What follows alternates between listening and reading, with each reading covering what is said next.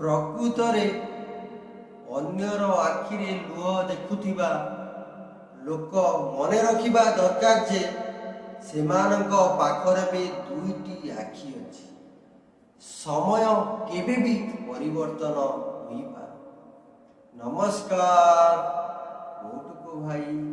ଆଜିର ସୁଚରିତା ଆରମ୍ଭ କରିବା ପୂର୍ବରୁ ଯଦି ଭିଡ଼ିଓଟି ଭଲ ଲାଗିଲା ଦୟାକରି ଲାଇକ୍, ସବସ୍କ୍ରାଇବ୍, ସେୟାର କରିବା ଭୁଲିବେ। ଶିକ୍ଷା ହେଉଛି ପ୍ରତ୍ୟେକ ମନୁଷ୍ୟର ସବୁଠାରୁ ଉତ୍ତମ ବନ୍ଧୁ, କାରଣ ଏହା ଆପଣଙ୍କୁ ସବୁବେଳେ ସମ୍ମାନର ଅଧିକାର ଦେଇଥାଏ।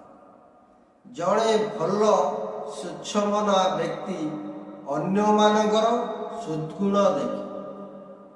ଜଣେ କୁବୁଦ୍ଧି ସମ୍ପନ୍ନ ବ୍ୟକ୍ତି ଅନ୍ୟମାନଙ୍କର ଖରାପ ଗୁଣ ଦେଖେ। କିଛିଟା ସମ୍ପର୍କ ଏମିତି ବି ଥାଏ ଯାହା କେବେ ପ୍ରାପ୍ତ ହୁଏ ନାହିଁ, ତଥାପି ସମ୍ପର୍କ ରଖିବାକୁ ପଡ଼ିଥାଏ, କାରଣ ତା ସହ ବିତି ଯାଇଥିବା ଦିନ ଗୁଡ଼ିକୁ ଭୁଲି ହୁଏ। ଜୟ ଜଗନ୍ନାଥ। ଆପଣଙ୍କ ଦିନଟି ମଙ୍ଗଳମୟ।